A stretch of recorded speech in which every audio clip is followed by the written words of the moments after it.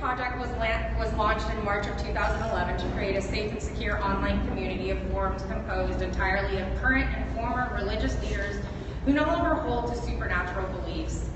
In view of their deep privacy concerns and the danger of their careers if they were outed, the Clergy Project provides a safe, secure, private forum for them to share with others facing the same dilemma. Currently, there are hundreds of active participants coming from a wide range of religions, including religions and cultural backgrounds, including Islam, Judaism, Buddhism, Hinduism, Scientology, and more than 30 different segments of Christianity. Their president, Drew Bekius,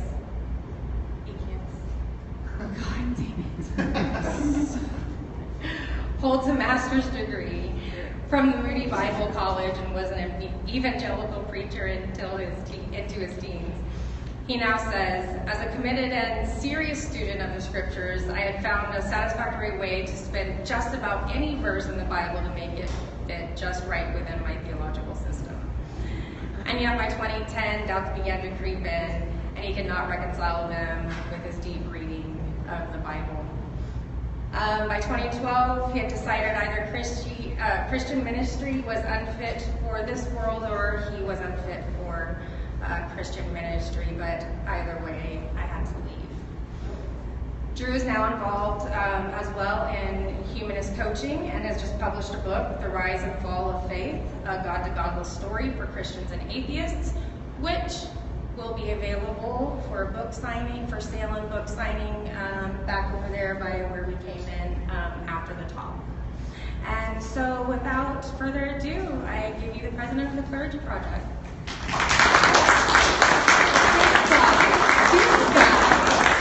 Just Drew. Deb leaned over and she said, forget his last name, just Drew. All right, she didn't say forget his last name. But no, it's good to be here, everyone. I've heard amazing things about FACT. I've been hearing about history and exciting adventures and activities and activism and community and socializing events and talks and all kinds of things. And I'm going to try and be good with this mic, not only as a preacher, evangelical preacher. I was the kind of preacher that always walked back and forth all over, so I'm going to try and stay as stationary as possible, okay? Oh, you can take the mic around. What's that? I can take it. There's plenty of cords. Here, I'm going to do this, actually. There we are. Oh, this is perfect. This is amazing right here. All right, so, question here as we get started, all right? Question for us to think on. Quick and easy, down and dirty question for you, all right?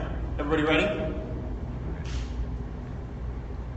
What is the most difficult transition that you've ever gone through? It's a quick and easy, right? I might have lied a little bit, but yeah, quick and easy. What is the most difficult transition you've ever gone through? Think through that for a moment. We want to kind of try and think through these kinds of things as we get started. Transitions, life transitions, difficult life transitions. And for some of us, we've seen some really difficult stuff, some really hard, dark, thick, nasty changes. But not all of them are so. Not all have been such, right? I mean, on occasion, truth be told, we'll have a transition where we're marketed for a transition, if you will. We're told that there's going to be when we're pitched one, hey, this is happening, hey, this is getting ready. The makers of the change, the instigators of the transition. And it's supposed to be good sometimes, right? It's supposed to be a positive thing. And we get excited for it, and then maybe it's not quite all it was cracked up to be, right? And it can be little things, such as, I don't know, every time Apple tries to update my iPhone, right? And it's just terrible, and it messes everything up for days or weeks. There's times where it's the bigger things, though, right? Where the change is supposed to be good, it's supposed to be magnificent, it's supposed to be amazing, even huge bunches of people. We'll get all excited about it. And we're all going to go out and it's going to be great. We're going to make America great. We're not talking politics today. No politics. All right, that's the rule for this talk. No politics. Sometimes it really is good. Sometimes change, transition, really is pretty damn enjoyable. Like when M&M's made a blue one. Do you guys remember that? Yes, you remember that. right? You got to be old like me and others to remember this. But you may remember, does anybody remember when we got the blue M&M? Yes, okay, good. See? So before that, back like pre-95, we had this terrible thing called a tan M&M. Do you remember those? Those tan M&Ms were terrible, right? They were awful. It was like, they were the color that like you didn't want to eat them right away because nobody wanted it, but you didn't want to save it for last, so it just kind of like blended in the middle, and you just kind of like closed your eyes while you ate it, and it just wasn't great. So they said, they had a vote, they had an election. We're not talking politics, but they had an election, and Mars Corporation, they said, okay, everybody call in, and purple, pink, and blue are the options, and you're going to vote. And they had 1-800-FUN-COLOR. Was the phone number. This is for real. 1-800-FUN-COLOR, and you called in, pre-internet, you dialed it up, you said, yeah, I want the blue one, I want the purple one, I want pink, and blue one, of course, that's what I voted for. So yeah, there we are. Winner of at least one election in my life. So, I want to talk today a bit about transition. And I want to introduce you to someone. I want to introduce you to someone called Rainer. Meet Rainer. Hi, Rainer. Rainer's a good guy, okay? He's got a great smile. Check out those pearly whites. And oh my God, godlessness, check out that Corona hat. Who wouldn't want a Corona hat like that? He's a cool guy, Rainer is. He's a good guy. He's a good fellow. He grew up, born and raised in 1950s Western Canada. Still to this day lives in Alberta, okay? Did everything the right way. Did everything the way you're supposed to. All right? Worked hard in school. Applied himself. Got good grades. Excelled in physics. All right? Went off to college. Worked hard there. Got his degree. Got excited in the community. Giving back. Doing all these amazing things. Doing everything the way you're supposed to. Got married. Settled down. Had kids. Did that whole thing. All right? And then it all fell apart. Because along the way, Rainer starts asking these questions, and he can't quite figure it out. And there's seeds that have been buried, seeds of question and of doubt and of just asking from way back when, decades of questions building up. And eventually he comes to a point where he just can't handle it anymore. And in 1984, he has what he describes as a nervous breakdown. And just like that, his sanity is on its edge. And then he loses his job. And it's the kind of job loss where he loses his entire career. And because his college degree was tied up in that so tightly, his education became worthless. So no education to speak of, nothing valuable anyway, nothing that can really be applicable to anything. He loses his job, he loses his career, he ends up spending 20 years as a line cook. Good stuff if that's what you want. I'm not sure that's what he was gearing up for though. And then it all blows apart when in 2011 his mom says, no more, done with you. And he's cut off. And then one by one, each of Rainer's family members cut him off. Boom, boom, boom. And then his wife of 33 years says, no, boom, done, boom, boom, boom. And then the community hears the divorce on top of everything else, no, boom, done. And his whole community shuts him off and kicks him out. We've seen stuff like this. I mean, in a way we have, right? We all know people who have lost their jobs. We all know people who, the educational path we chose wasn't quite right. We all know people who have had tough times, relationships, stuff gets in the way, relationships split, and, rifts in the community. We all know instances like this. We've lived instances like this. We've had marriages that have failed, or however you want to describe it. What's new? Well, in Rainer's situation, it was all because he was a pastor. He was a preacher. He was an associate pastor turned youth pastor turned evangelist traveling through Germany. And then he realized he didn't believe in his God anymore. And then he tried to force it. Trying to make sense of what doesn't make sense will make you crazy.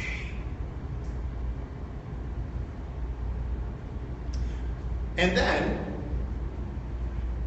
Rainer discovered something called the Clergy Project. And you talk to Rainer today, I just spoke with him yesterday, he's doing well. He's doing alive and well. I mean, things are better, they're good, he seems happy.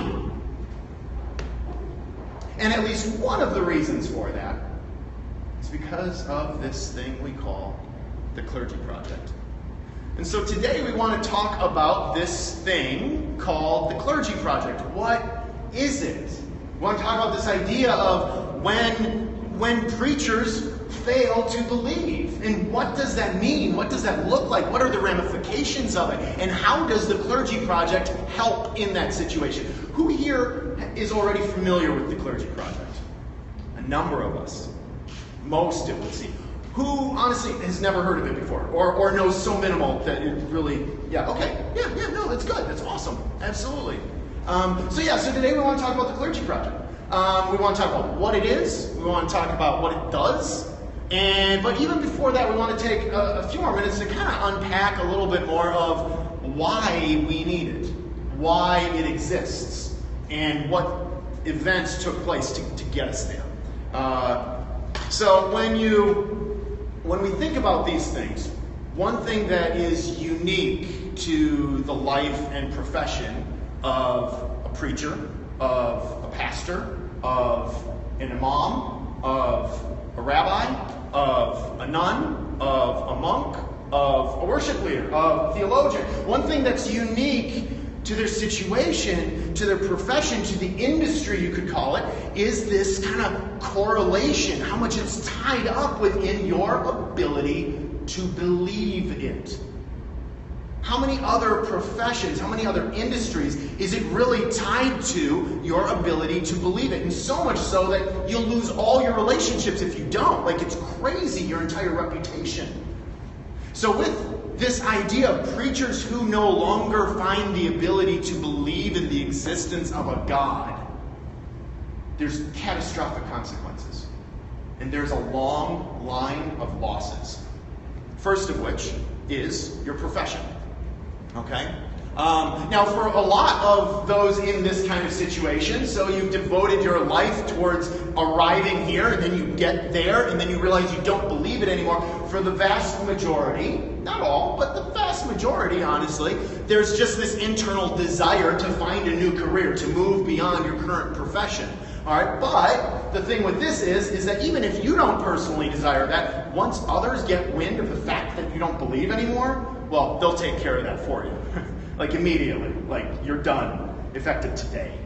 So I've known, friends of mine who they were kind of closeted in this and wrestling and trying to figure out, well, what do I do? Where do I go from here? What are my options? And then somebody gets wind of something and it spreads throughout, and all of a sudden, the very next day, there's a spontaneous board meeting and you're out of the job. Boom, right now. Zero tolerance. Okay? Zero tolerance. And tied up within this is your education. Right? I mean, for me, so I have 2 degrees, okay? So I have a BA, Bachelor of Arts, from the Moody Bible Institute in Chicago, okay? It's what brought me from my small town, rural Minnesota roots and pulled me up and plucked me over there and brought me to the big city of Chicago. It's what made me an urbanite, okay? But who cares? Whatever. That's beside the point. I went to the Moody Bible Institute. I have a BA in Pastoral Studies. From there, I went to seminary and have an MDiv, a Master of Divinity, okay? It's a 3-year professional degree. Some would liken it in its maybe more ideal forms, when it's done well, when it's done right, you could say. An MDiv is kind of like an MBA for ministry practitioners, with an extra year thrown in for theology and biblical research methods. But it's all about leading, organizational structure, leading, all this stuff, marketing, all these things thrown in. It's a valuable degree in a lot of ways. But if you're an employer and your resume comes your way, or even an interview, maybe even somebody that was recommended, and then you're looking at their degree, A BA in social studies from the University of Minnesota reads a little different than a BA in pastoral studies from a Bible Institute, right? I mean, it just does. So welcome to sort of the inherent obstacle of the game. So suddenly you're out of a profession, suddenly your education is worthless.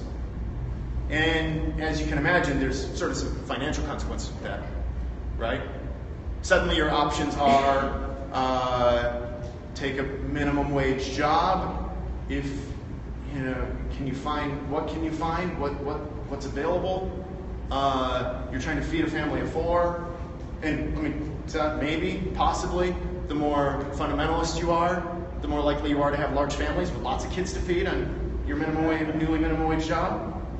So you kind of go that route, or you look at maybe some other more creative options, or you put on that smile and you hit the pulpit again, and again, and again, and again, until you are able to eventually, hopefully, cross your fingers, find a viable alternative career. Maybe go back, find another degree along the way, things like that. But this is amongst the 2 of the biggest hurdles in the long line of losses. But then you also have your home, your career, just things like this that normal people, you don't have this stuff tied up in your profession. Sure, you have your health insurance possibly tied up in your profession, but here it goes far beyond health insurance for you and your kids. Far beyond that. That's small stuff. At least you get to keep your house. But for a lot of guys like myself, we lived in a parsonage. You live on church property, which is great because when they take care of your parsonage, your house, great big house, 2,300, I mean, it was great. It was, 2 family rooms. It was wonderful. Great big house that I had. They bought me a car. It's wonderful. That way then, small group, they can cut expenses and, maybe, pay a little less. It's a way for them to save money. It's good for you. You're still, all of that. It's a good situation to be in. They're giving you the package is great. Until you need out. And all of a sudden, in addition to finding all the other elements to the transition, you're also now having to find new housing and how you're going to pay for it. And maybe a new car. And it just depends on the individual church. They add on new stuff. Then there's marriage. Long list of losses. Okay, so a common, by no means across the board, always, but oftentimes it's common enough where it's sort of almost become the stereotypical, okay? More fundamentalist the tradition, the more likely it is to take place. But you realize that by becoming a non-believer, you've broken your marriage vows. I mean, you realize this. I mean, that is, if your marriage vows were made, before God. Because you pledged before God, till death do we part, in sickness and in health. You pray. It was before God himself. And now you're saying you don't believe in God anymore. Well, dude, you just took the whole foundation of there are no more vows anymore. You broke the vows. Voluntarily. You decide you don't believe anymore. You broke it.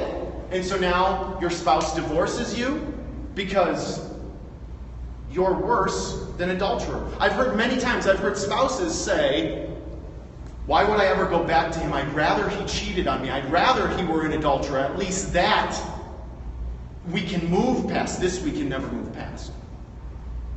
And then, of course, there's implications on kids and family. Your parents cutting you off. People shunning you. Good friend of mine named Dave. Dave, his kids are grown. And so when he came out and they discovered his story, Dave's kids said, well, one, we can't speak to you, and also you'll never see your grandkids again. So he hasn't seen his grandkids in years. Imagine that. His wife, she's still a dutiful Christian. She's not allowed to see the grandkids. Why? Because she's living in sin, still being with him. The fact that she's not willing to cut him off and kick him to the side shows sin in her own life, and therefore she's not allowed to see the grandkids either. Now, thankfully, I guess thankfully in a way, they did finally face divorce this past year. And now I think we're going to have Q&A at the end, so let's hold on for that. But definitely want to hear your questions. And so now with divorce, now she's able to re-enter their life, and so I guess that's a good thing, right? But yeah, not easy situations here. And then of course you can, the ripple effects here cuts through to the whole community. Everyone, to the extent that you are in church world, where to the extent where it's your everything, church, faith, to the extent that that's your everything, that's the extent to which you lose everything. The whole community, everyone you know, all your friends, all your family, your parents, everyone. If they don't officially cut you off, the risk there, is at least a difficult relationship. And let me throw in, it's not all like this, okay? Mine isn't, for a lot of these scenarios, it's not this bad. I did lose my marriage, we got divorced, but it wasn't like this. She's actually really cool. It was just sort of one of those things where it's just so much just shit through that whole process that it just kind of pulled us apart. And we said, yeah, it doesn't make sense anymore. Okay, so it's not all these. Some of these are kind of extreme stories, but this is stuff that happened, and these are things that you're all in danger of losing, even if you don't quite lose every single one of them. And then, of course, if you're cut off from your community, it's loss of respect and things like that. The year before I transitioned out of ministry, here I am. I'm leading a 9/11 gathering, in the community. You're the community, the town, the village sees you a certain way. You're a leader, not just of the church, you're a leader of the town, the village, the region, the whole community. And then the next year, boom, done, nothing. So there's that loss of respect from others and also for yourself. There's the loss of your very identity, really. You think of how many times have we heard of individuals where, you've spent your whole life as a plumber, and then you retire, and, geez, God, what do I do now? Sometimes if you've spent your whole life plumbing, and now you find you're no longer able to plumb, well, now, who and what am I now? There can just be that conflict. And here, it's not only where it's a conflict of your losing your profession, but yeah, your whole identity. I used to say oftentimes, I'm nothing without Christ. I'm nothing without Christ. I'm nothing without Christ. I'm his bondservant. That is what I do. I wake up, and I did this every morning. I would wake up, I would take a knee in prayer, and I would say, God, I'm yours. What would you like me to sacrifice to you today? God, if there's anything in me that isn't perfectly in line with what you want, God, tear it from me. God, what do you want me to give up for you today? I am yours and nothing else. And then you realize Jesus is fiction and it's all bullshit. And everything that you've always thought of yourself, well, then, if I was nothing without Jesus and now Jesus is gone, well then I'm just nothing. Who the hell am I? I don't even know. So yeah, it's kind of crazy. It's more than crazy. It's the loss of everything. At least potentially anyway. As Richard Dawkins, the famed evolutionary biologist, as he says, or as he wrote once, it is hard to think of any other profession which it is so near to impossible to leave. If a farmer tires of the outdoor life and wants to become an accountant or a teacher or a shopkeeper, he faces difficulties, to be sure. He must learn new skills, raise money, move to another area perhaps. But he doesn't risk losing all his friends, being cast out from his family, being ostracized by his entire community. Clergy who lose their faith suffer double jeopardy. It is as though they lose their job and their marriage and their children all on the same day. It is an aspect of the vicious intolerance of religion that a mere change of mind can redound so cruelly on those honest enough to acknowledge it. Imagine losing everything. So yeah, for preachers who fail to believe, the road is not an easy one. Which is why they got so damn excited when this fella named Dan Barker got up with Oprah Winfrey in 1984, before it was the Oprah Winfrey Show. It was AM Chicago, it was a 30-minute slot, it was her first year, and it did so well that they decided to give her a full hour the following season, season 2, and name it after her, okay? But he was in that first season, he was part of what helped make Oprah great, okay? And so Dan was a guest on there. This is also where he met Annie Laurie. And so he's a guest on there, and he's this preacher who fails to believe. He's this former preacher who's now an atheist. Like, what's going on? So you have all these other pastors, preachers, ministers throughout the nation who are just going like, oh my word, I thought I was the only one. Because that's the other thing too, is you're isolated from everything you can see. You're the only one in the world, especially if you don't read atheists. I have never read a single atheist book by a single atheist until 2 years after I became one. That's the case for a lot of us. Okay? And so yeah, they're like, wow, I'm not alone anymore. And so after he goes on the show, Dan Barker just starts receiving all these contacts from all over the nation, from preachers, pastors, ministers saying, wow, this is amazing. Let's be in contact. Let's get in touch. And so he starts compiling this list, building this database for the next 20 years that serves a great foundation for further work to come. You could say, in a sense, this is sort of the groundwork of what eventually becomes the Clergy Project. But from there, so it's in 2006 when Dan is speaking at a conference in Reykjavik, Iceland, and he's speaking at a conference. He's got one of the little sessions, workshop, whatnot. He's telling his story, and then there's this guy in the back. He's watching this evolutionary biologist. You may have heard about, if nothing else, 30 seconds ago, named Richard Dawkins, right? And Dawkins is watching this and just, he's blown away. And so afterwards, Dawkins goes up to him and says, hey, we got to talk. Let's get coffee or whatever they did, tea, I don't know. And so they go and they sit down and Dawkins says, what can I do? What do we do? I want to help. And so they talk and they're kind of looking at things and no real immediately viable situation appears, and so they say, well, we'll table this and we'll be in touch. Okay? Fast forward a couple of years later, and they're both busy people.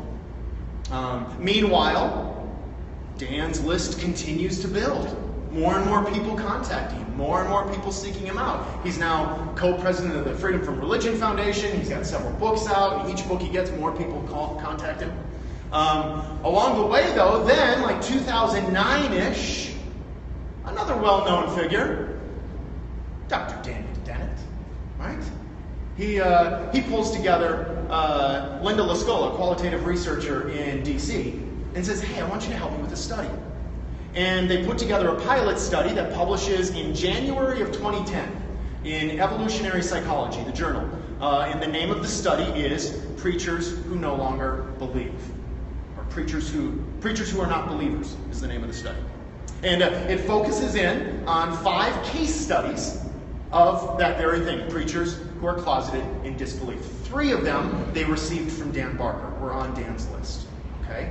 And so now they're doing the study, it gets out, and with each of this, it goes out more and more. Then Dan Dennett and Dawkins, they begin talking, collaborating, and they're going, you know what, they're dreaming dreams of being able to set up they call it something of a halfway house to help these closeted, deconverted religious leaders transition to whatever's next. So Dawkins and Dennett are dreaming of this halfway house. They've got this public, everything is growing, it's building, and then in June of 2010, things start to actually gain some traction here.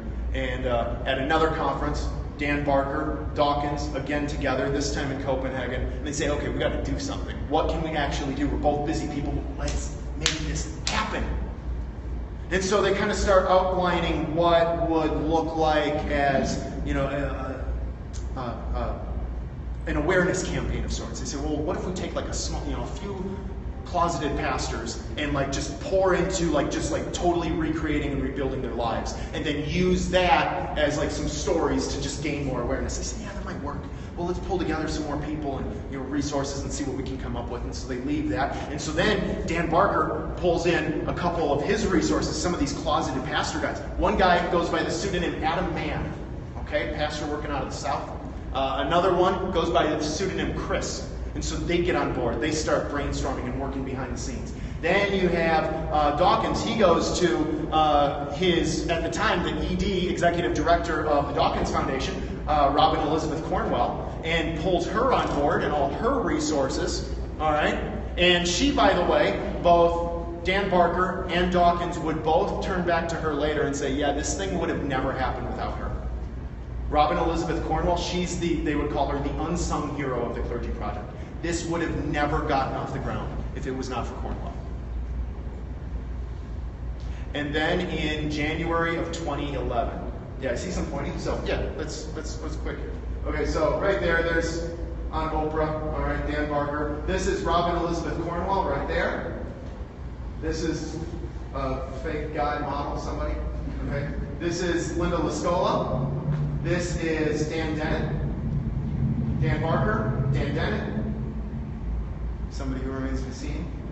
Linda Lascola, Dan Barker, Dan Dennett, Richard Dawkins, and then down here, this is Adam Mann's avatar. Okay, Adam Mann's avatar. And so then in January of 2011, and you may be aware that March of 2011 is when the whole thing launches, so they're really cutting close here. But then in January, they have a meeting in DC.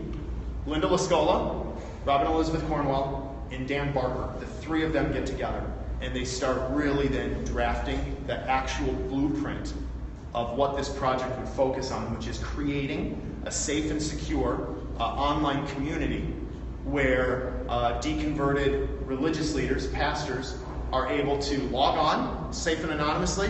One, just be aware that there's others out there that they can connect with, talk with, get guidance from, and then kind of support one another in the journey toward whatever's next. And so that's what they drafted, and then they left that meeting and went to work and really making it happen. And they pulled together the Richard Dawkins Foundation. They dumped in a ton of resources, money and IT and all this stuff. And eventually the Freedom from Religion Foundation started helping out and dumping in some more resources as well. And then on March 20th of 2011, community was born. Community was born in the Clergy Project.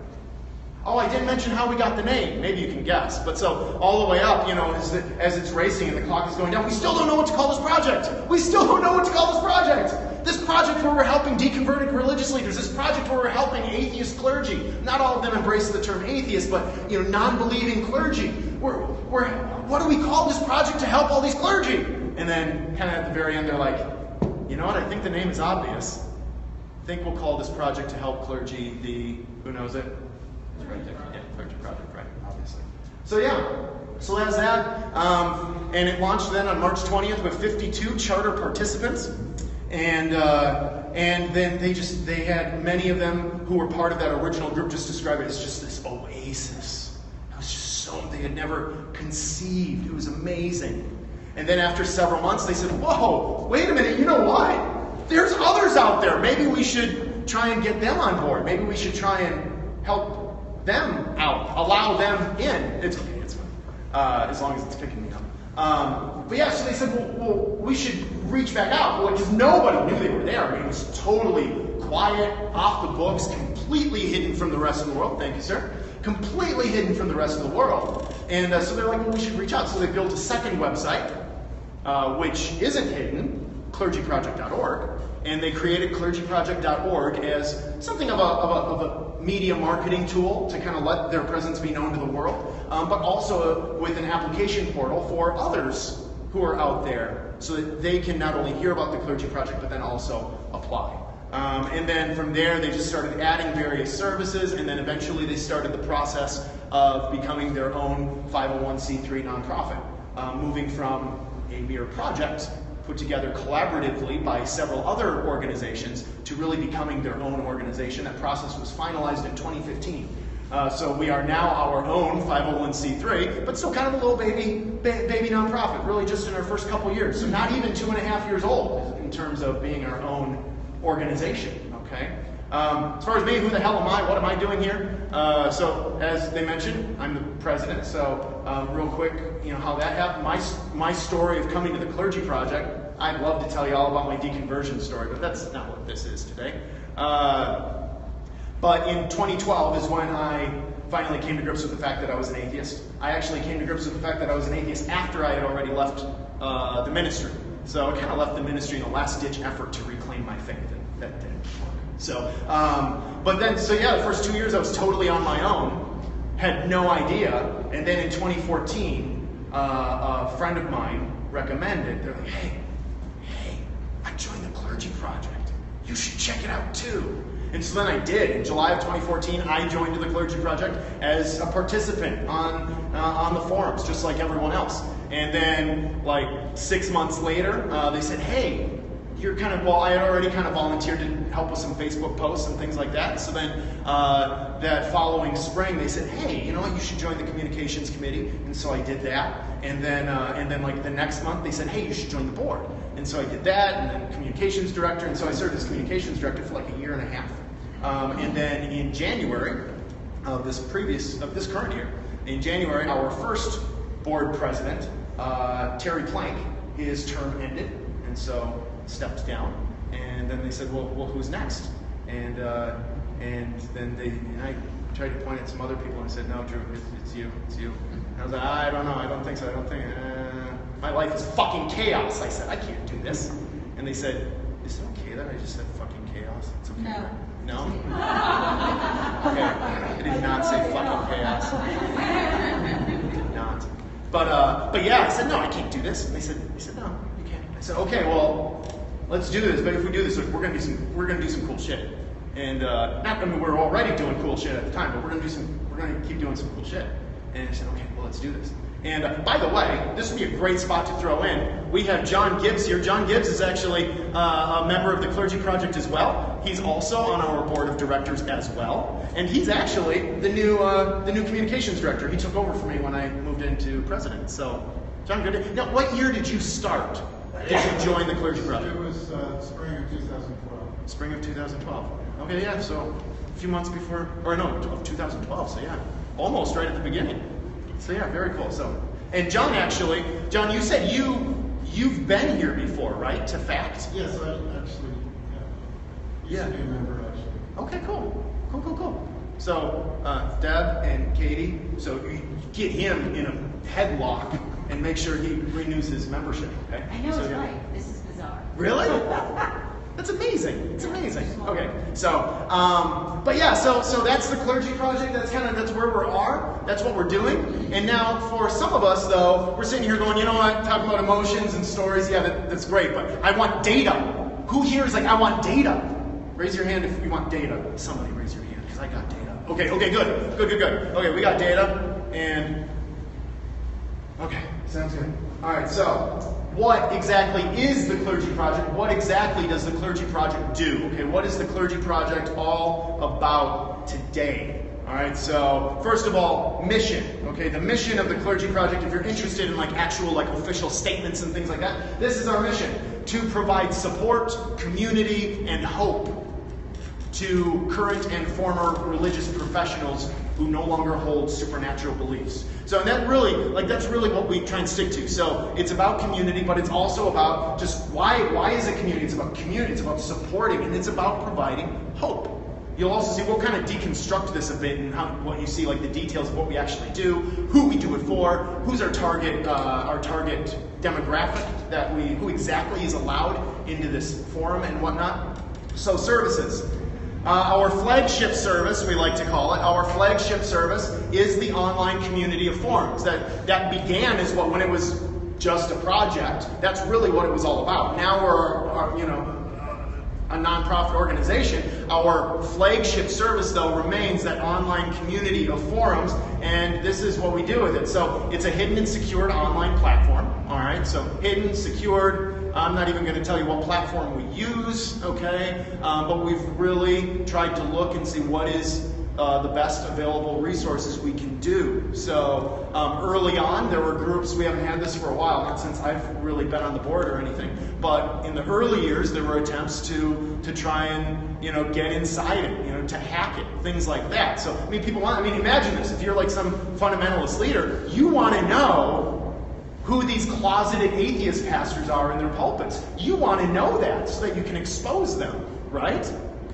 So it's hidden, it's secured, online platform. So 2 admission requirements. One is you must be a religious professional, current or former, okay? And depending on the tradition that you're coming from, that can look really different. So a professional religious leader, in, say, one of Hinduism's many traditions looks a bit different than a professional religious leader who is a Catholic priest, okay? But whatever that is, you have to be a professional religious leader. Admission requirement number 2, you cannot hold any supernatural beliefs, okay? And we have a whole page on what exactly that means. So thoroughly, though, no supernatural beliefs, not just targeting like your stereotypical Christian God, but it even on the document, it even mentions like tarot cards and things like that, things that like we kind of think are fun, but yeah, wait a minute, what is that? Supernatural? Well, you can play a game. We're not saying you can't play a game, but no supernatural beliefs, a thoroughly naturalistic mindset. And then registered access is only upon application and screening. No exceptions. So, I mentioned how like the Dawkins Foundation poured in a ton of IT and money and things like that to get it going. But once they got it going, they weren't allowed inside. So we had to pull together, that's where Adam Mann and Chris came in, the pseudonyms of the Closeted Path. They were on the inside working out the bugs and then communicating with the Dawkins Foundation because they weren't allowed, because they weren't former pastors. Okay, so only if Dawkins came to us and said, I'd like to see the inside, we would say no. Only these guys are allowed inside. Then we have, let's see what's next. Okay, so those in crisis here on the online platform, those in crisis receive support, guidance, encouragement from those who know the challenges they face. Veterans coach and mentor those new to the journey and its transitions. And here on the forum, isolation is replaced with community. Hope is found in the stories of others. All right. Forum discussions. Those include coming out advice, marriage and family issues, emotional health, career transitions, humanism and philosophy, theology and humor. Notice how I clumped those two in together. Connecting outside of the online community or forums. So these are all elements of discussion that people enjoy and benefit from, and they're able to come in here and really just talk and discuss together. And then we also have the ability to do sub-communities. Anybody who wants to start a sub-community can do that. So we have one, for instance, that focuses on those of Eastern religious traditions, those who are Catholic priests, things along that side there where they can just kind of have their own discussions without everyone else. Other services beyond the core flagship service, transitional assistance grant. The Stiefel Freethought Foundation, they gave money early on, within the first year, I want to say, that was used then to start this transitional assistance grant, which we call TAG. And those who are participants within the OCF, within the online community of forums, they are able to receive career development resources through RiseSmart. We partner with RiseSmart to do everything from resume assistance to career coaching to things like that. We also have flexible hardship grants. That just comes out of our regular general budget. We operate, by the way, on a huge, overwhelming budget of about $8,000 a year. So you can, and that's our entire budget. So you can tell that, there's not a lot of money there, but we use what we can, what's available towards flexible hardship grants that can kind of be applied to however the board of directors sees fit. And then we also receive free counseling. Our participants qualify for 12 free sessions of secular counseling through the Recovering from Religion's Secular Therapy Project. So very generous there. Daryl Ray works with that directly. He's the one that we forward everyone to, and then he connects them with therapists, secular therapists in their area as much as possible. And we also have like a resource center, book recommendations, things like that as well. So the community. What does our community look like? So we currently have just over 800 registered participants.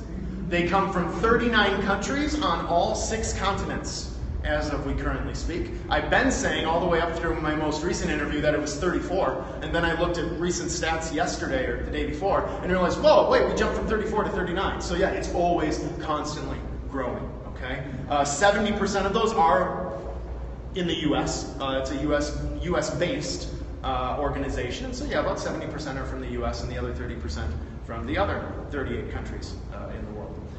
45 US states, plus DC, plus Puerto Rico. In case you're curious, largest populations. The largest, we have about 50 or so from California, and then Florida after that. Texas, you guys are number 3. And then North Carolina and Tennessee are tied, followed by Illinois, and then number 7, I believe it is New York. Our female to male ratio, 15:85. Sometimes people say, what the hell is that? But if you think about it, it kind of, I don't just want to be some dumb white guy making excuses, but if you think about it, it does kind of make sense in that you think of who is it that are allowed to be religious leaders around the world? Men, not women, right? So I would think that more than 15% of the world's religious leaders are, or less than 15% of the world's religious leaders are women. I would think it's much lower than 15% of the world's religious leaders are women, and yet 15% of our makeup are women. So maybe, hopefully, little positive spin. Maybe we're doing pretty well in that. Maybe, all things considered.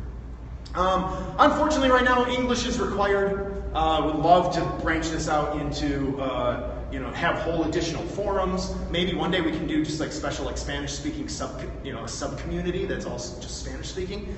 So far, there hasn't been a request for that, but right now, the way it currently is, like the whole app, our whole forum, it's all in English, and so that's where we're at right now. If you're interested in that sort of thing, but we'd love to see where resources, what they allow in the future.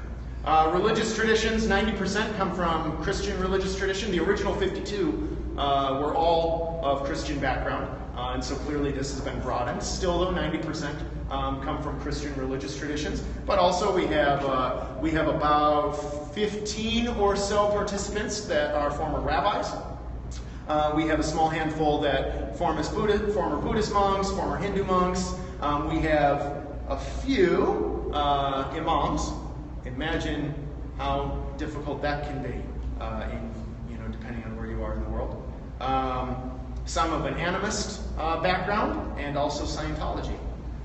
Christian traditions, the full gamut. Most come from Protestant background, but also a good, hearty representation of Roman Catholic. A few, actually, surprisingly hearty portion of Jehovah's Witnesses, also Mormonism, and Eastern Christian Orthodox. As far as professions, they come from these and much more. Pastors, ministers, priests, nuns, rabbis, imams, monks, missionaries, worship leaders, theologians, kind of anything where your job was religion. You're here. And so I think, is that it there? Oh, yes. Okay, so response. What do we get as a response? So this guy, Albert Mohler. Anybody know Albert Mohler? Yeah, so he is the president of Southern Baptist Theological Seminary, and he have a large following, all right? And he has such a large following that about a year after we launched, he wrote this scathing article. That was completely substance-free, mind you. True religion, okay? A scathing critique of the Clergy Project. And this is one thing he said: the Clergy Project is a magnet for charlatans and cowards.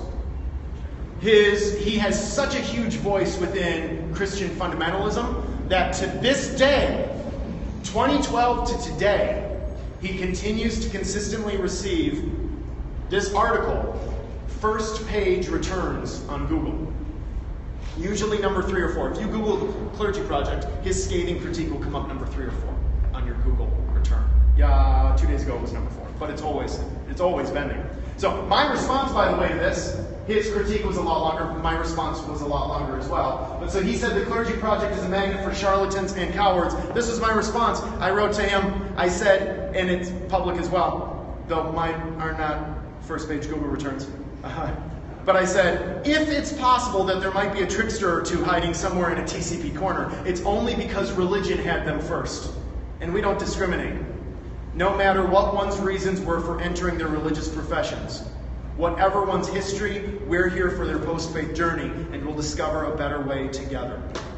So, but that's one we definitely get a lot of critique. Here's also, this is one of my favorite responses. Daniel Dennett. By the way, is this not a kick-ass photo? He looks so badass there. I love Dan Dennett.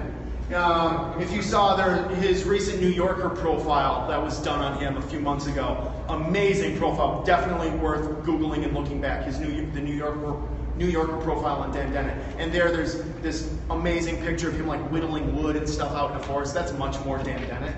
This, though, pretty badass. He was asked in an interview, what does he see as the long-term effect implications of the Clergy Project?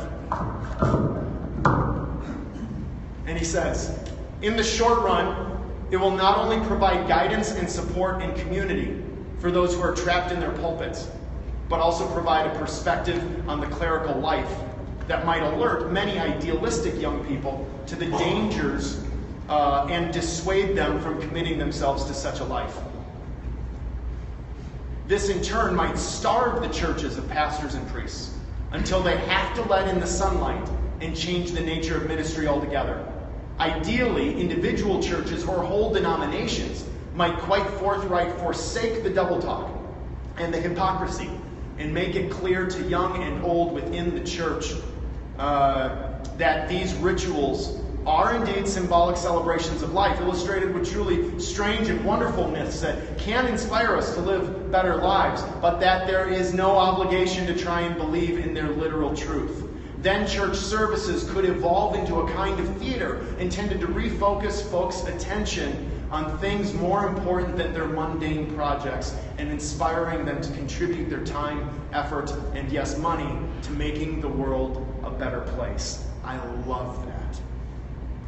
Here's feedback from one of our participants himself, Brendan Winningham. This is the difference it made in his life. He says, I know that I am among friends where I can be me, come out of my hiding place in the closet, and open up knowing that I truly am not alone. Many Clergy Project stories have brought me to tears at what they have gone through, and I look forward to sharing more, knowing that together we can heal and find strength. Clergy Project, just its awareness, though, also just has this opportunity of bringing great discussion, great conversation. It opens up opportunities for us to discuss what's going on with friends, with family, things like that. This actually is discussion like what I do in my book, The Rise and Fall of Faith, the God to Godless story for Christians and atheists. It's designed to sort of bring stories like mine together and open up questions with Christians, with atheists, with everyone. Each chapter ends with a series of questions, some for everyone, some specifically for believing Christians, others specifically for atheists and skeptics and other non-believers. And here's an example of one question from that book and an example of the kinds of questions that stories like the Clergy Project bring. Questions for the dialogue. Is it surprising to see the struggle between faith and doubt that can sometimes brew beneath the surface? How might this more fully inform our assumptions about believers who appear confident on the outside? And discuss that and consider. Success stories. Well, the success stories, quite honestly, are everywhere. The vast majority of Clergy Project participants do not want to be public. They've been public their whole life. They gave their lives toward public service and being on a pedestal, and honestly now they just want to get the hell out and be normal. They want to get their IT credentials and just live a normal life where nobody talks to them ever again about religion or anything public ever. They just are done with it. And so the vast majority of Clergy Project participants, you'll never hear from them. You'll never, even after they've transitioned and all the baggage is gone, they still have no interest. I get contacts, regularly, John and myself, with reporters and stuff saying, hey, send us this, send us that. We want to talk to people. Just kind of the assumption is, well, they're everywhere and they must want to talk. No, they rarely do. just I'm not going to get into the story where we unfortunately don't have time to get into the story, but Adam Mann, who I mentioned earlier, if you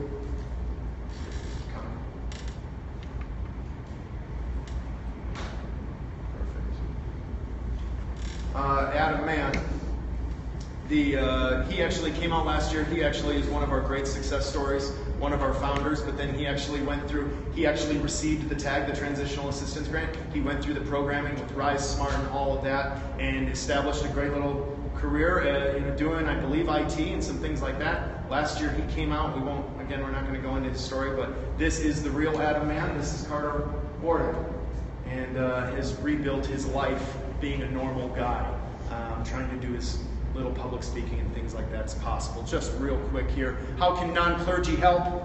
They can promote, they can refer, and they can partner. Part of the formatting is a little bit off, but yeah, help us reach non-closeted leaders, and that's what you and other clergy can do. Just help us reach closeted, non-believing religious leaders. Simple things like just social media, Facebook page, Clergy Project Facebook page, and just forward stuff, and share stuff, and just help get the word out. Refer to people. You see a minister someplace? Now we are not in the business, and we say this, and we really mean it. We are not in the business of deconverting religious leaders. If you're happy in your faith, we're happy leaving you there. But if you're closeted, we want to reach you. And if you're closeted, we probably don't really know. So it's little things like a couple years ago I was in the hospital. I talk about it more in the book. I almost died, whatever. But so I was in the hospital like dying. And this chaplain comes in, he wants to pray. And I told him, I said, now I didn't do the normal thing like try and make him become an atheist. I just said, hey, by the way, Clergy Project, if by chance, I said, I've known a lot of chaplains who secretly don't believe. I've known a lot of chaplains who started off as pastors who were like, I can't take this shit. What's going to be easier and still keep my ordination and stuff? Well, I'll be a chaplain. That's easier than pastoring church. And I can be an atheist closeted chaplain. So I said, if by chance that's you. And he ran out of there and never came back for the rest of the week. But and then partner, we rely on our supporters' generosity, all 8,000 and even beyond. And so clergyproject.org/contributions. And that's really it. That's the